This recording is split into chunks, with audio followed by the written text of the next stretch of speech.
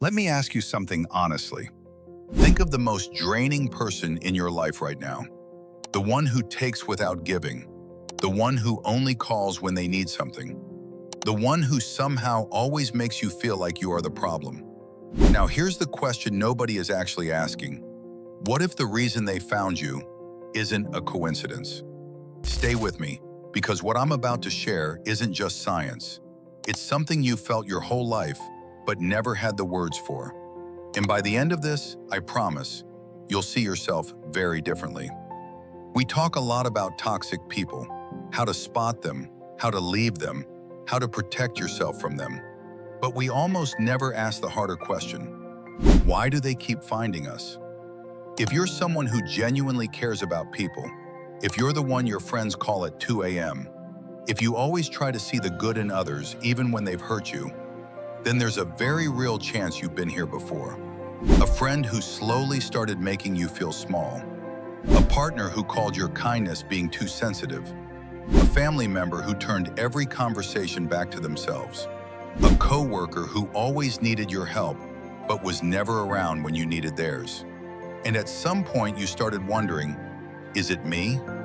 Here's the truth. No, it's not your fault.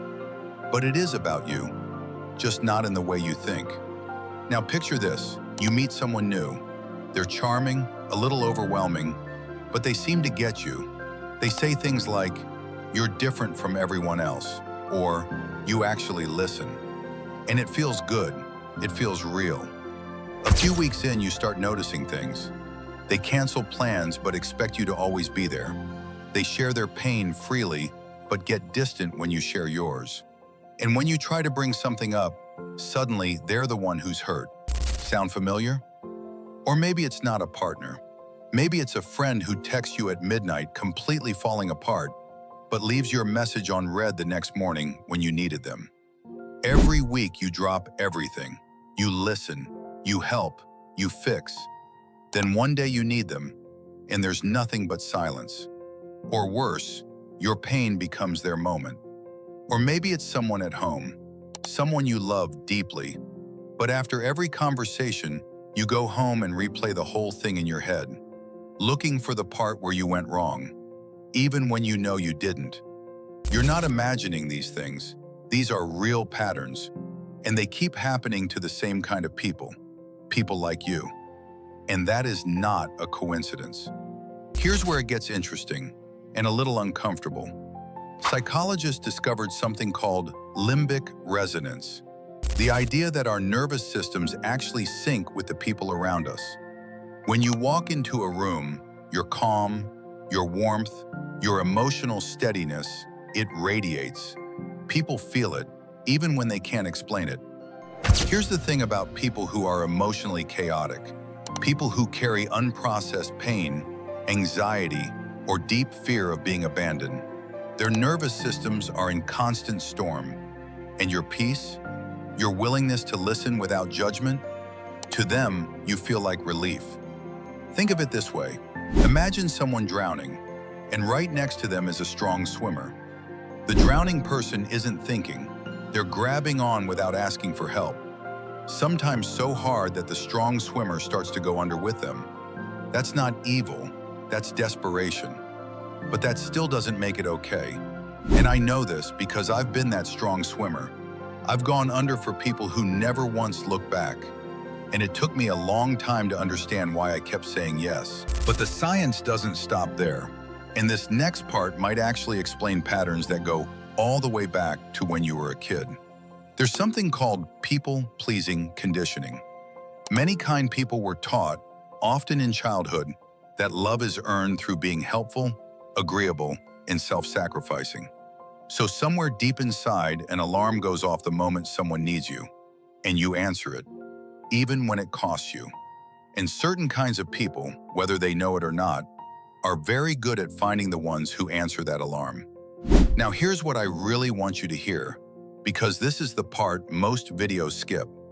Your kindness is not the problem. Being someone who cares, who shows up, who genuinely loves people, that is one of the rarest things a person can be in this world. Do not let the wrong people convince you it's a weakness. But here's the question worth sitting with. Have you ever confused kindness with not having limits? Because kindness without boundaries isn't really kindness. It's self-abandonment with a smile. And I think there's a reason the most ancient wisdom in the world, across every faith, every culture, always comes back to this. Love others, yes, but love yourself enough to protect what God put inside you. Think about the kindest person you actually know, not the one who never says no, but the one who makes you feel truly seen. The one who'll tell you a hard truth because they love you. The one who has something real to give because they haven't poured themselves completely empty for everyone who asked. That is the version of kind that stops attracting the wrong people. Not because you become cold, but because you become whole. And I believe, I really do, that this is what we were made for.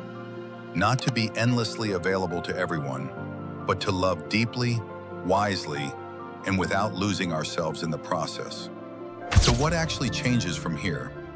It starts with one quiet shift. Understanding that not everyone who needs you deserves full access to you. The friend who never shows up, you can still love them from a comfortable distance. The family member who drains you, you can still wish them well while protecting your peace. The person who mistakes your warmth for weakness, they weren't looking for kindness. They were looking for someone who wouldn't push back. When you start doing that, something surprising happens. The people who were using your kindness slowly drift away. Not because you became cold, but because you stopped being convenient. And the people who stay? Those are your people.